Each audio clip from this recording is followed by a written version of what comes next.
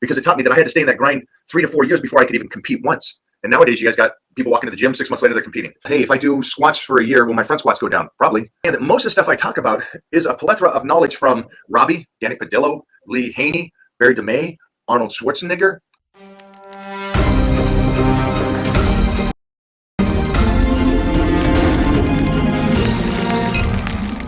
I will be talking about, well, I kind of went over that with him right now, is on a lean bulk. Listen, the daily grind, the 9 months of putting muscle on is tougher. I don't care who says it otherwise. It's tougher to stay motivated and stay in that grind than it is when you get ready for a show. Getting ready for a show is easy.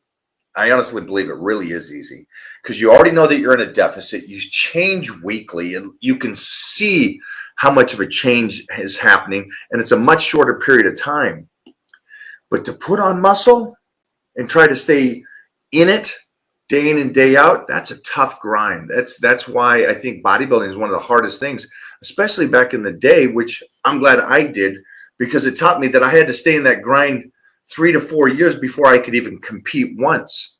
And nowadays, you guys got people walking to the gym 6 months later, they're competing, which is fine, but it didn't teach me the appreciation of the art of building muscle, staying healthy, and staying disciplined.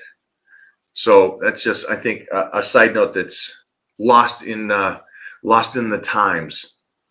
I'm going to bring on some guests for you guys that were around much earlier than social media and already champions and setting the bar real high.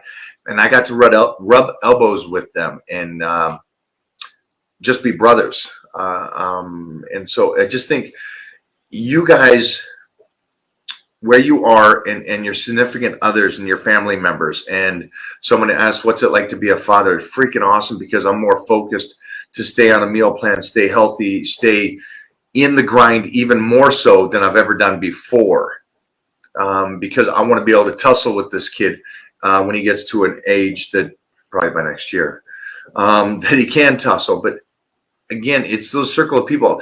I rarely ever do a high day or a cheat day for even mental state, because Mona never does. And that's just how Mona's bred, and she doesn't eat bad foods, in a sense, for her. So get that circle around you even better. That's what the Titan Crew is about. It's about a lot of like-minded people trying to do the best they can and get better.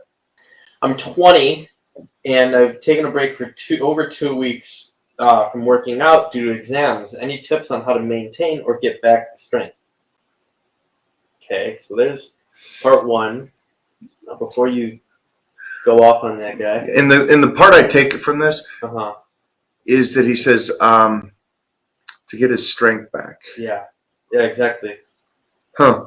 Yeah, exactly. So this guy also then says, you dumbbell press for 2 months straight, different variations, then go back to benching again with the barbell, I'm assuming. You lose strength on the bench. Yeah. So they're kind of related. Yeah, these are interesting. These are interesting. But I like. Okay, so the one guy says I stopped for 2 weeks. Well, if you stop for 2 weeks, get back in the gym. Exams or no exams. I mean, I did the whole, guys, I was young at one point in this incredible creation of the world. Did my exams and all that, but I still got my training in. Still stayed on the nutrition. So I've seen, this is outside of health and fitness. When you start to do your studying for exams or work gets overloaded, you guys need to watch some experts on time management.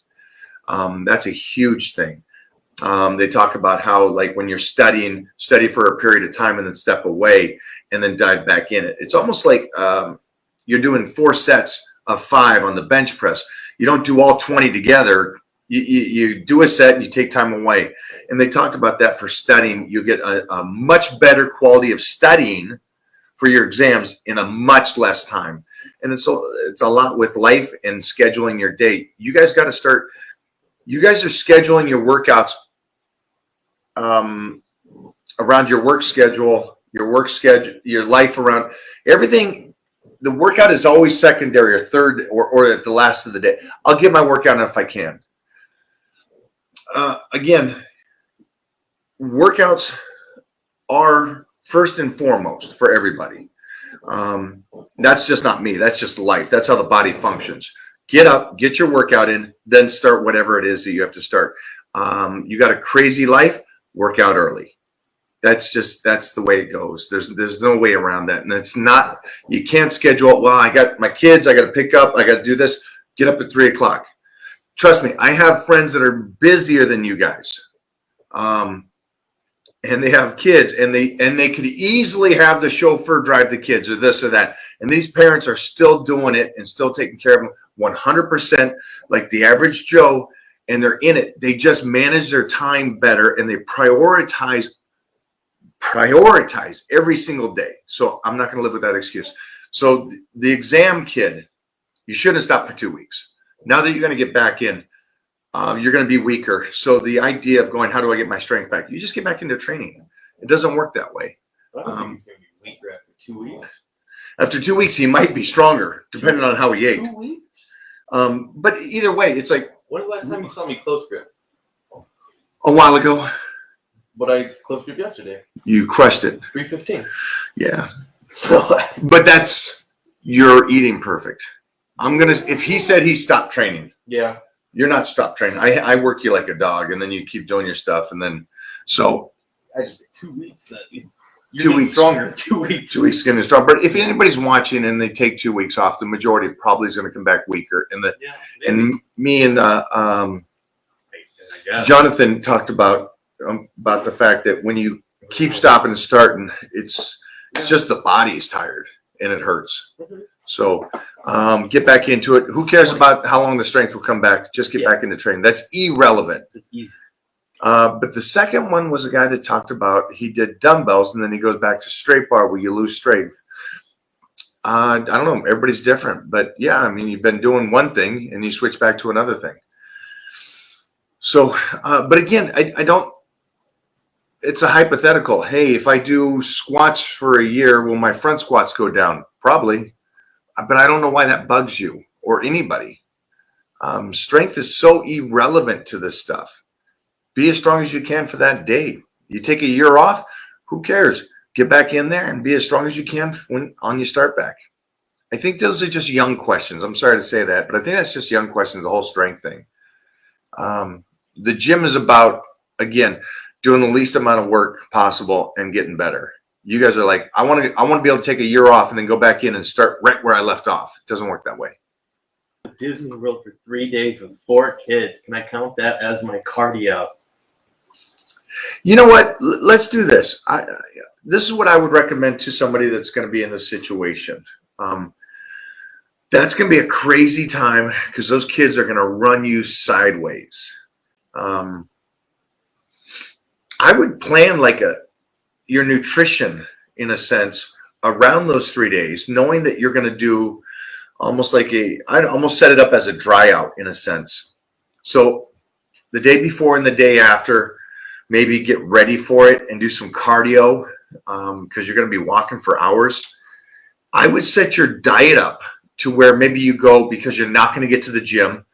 I would play with it. I would set your protein, carbs, and fats up in a way that's beneficial for you for those days. And I would do 5 days. And that way, not only do you go into this, you mentally go into this with a plan, which helps you. Because imagine if you go into this going, hey, I'm going to stay on my diet, whatever the diet is at that time, which you probably can't do because you're going to be so crazy. I'm going to get my workouts in. Dude, if you go to Disneyland for 2 days and you still want to work out, I think you tanked it for the kids. I would be emotionally destroyed half of a day. So I would say bypass the workouts. Just get that cardio in those days with the walking and being present with the kids is what I would do. But I would make sure the nutrition is set up for those days. And I would do a day before and a day after. So you get 5 full days. And that, I think, will kickstart something even bigger than what you're doing right now. So it might be a little kickoff instead of a hiccup. So that's what I would do. And these are kind of things that you guys, again, if you're in the Titan crew, we work around this. That way you guys don't always fall back. Everything is a fall back. You know, you got one step forward, two steps back. Again, oh, I'm doing great, and then you just stop. I got 2 weeks of exams, and we work around this stuff. You got to be able to work around this stuff because time's never perfect. Probably won't, but I hope you guys do understand that most of the stuff I talk about is a plethora of knowledge from Robbie, Danny Padillo, Lee Haney, Barry DeMay, Arnold Schwarzenegger. I just gave Magruder a calf workout, and that calf workout's not from me. That was handed down from me, handed to me 30 years ago from Arnold.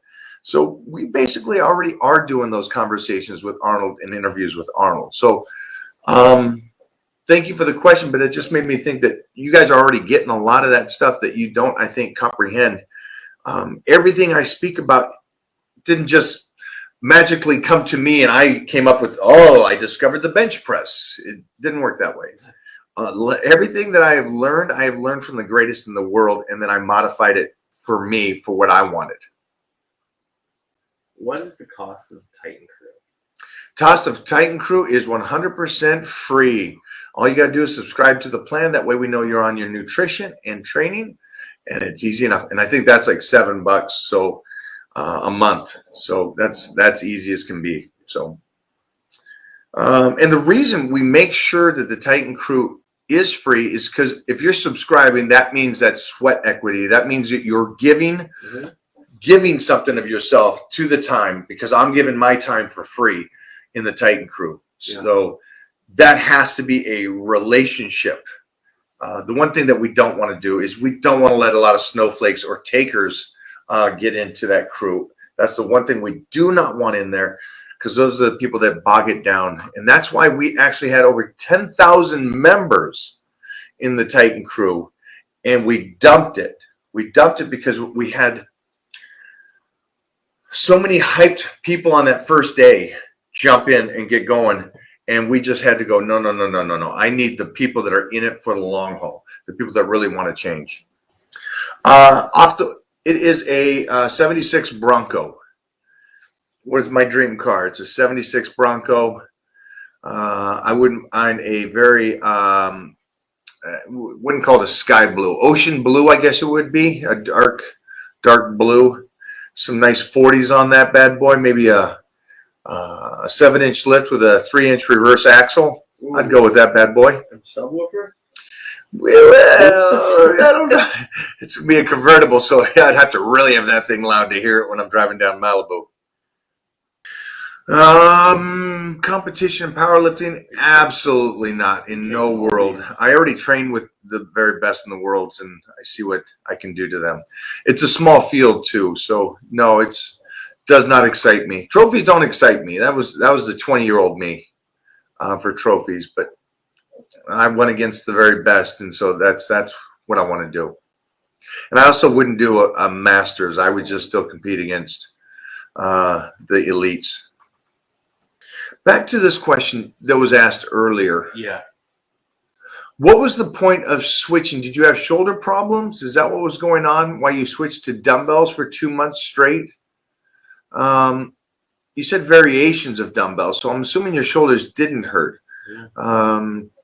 I do notice a lot of people, which is sad to see, that in their mid-20s go away from straight bars, curls, shoulder press, bench press, inclines, a lot of that stuff, because they feel like they're getting impingements. And it's not an impingement. What they're doing is they're just locked up and they're benching or doing the movements in the incorrect way.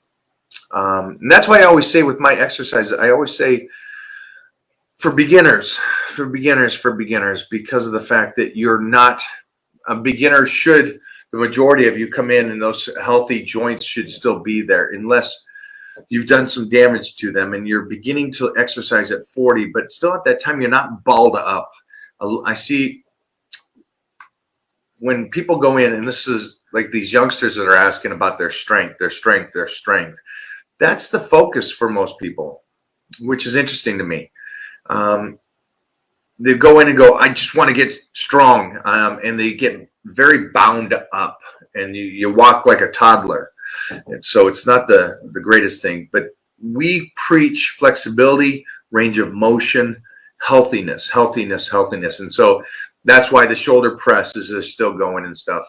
So make sure that you guys are doing this. Keep your range of motion going, and don't go away 2 months from straight bars. I know it may seem like a very little thing, but like I said, like even on inclines, I'll keep moving my fingers in and out as I work through the exercises just to give something different. We try to find odd exercises or odd ranges to get strong in. So that's our goal.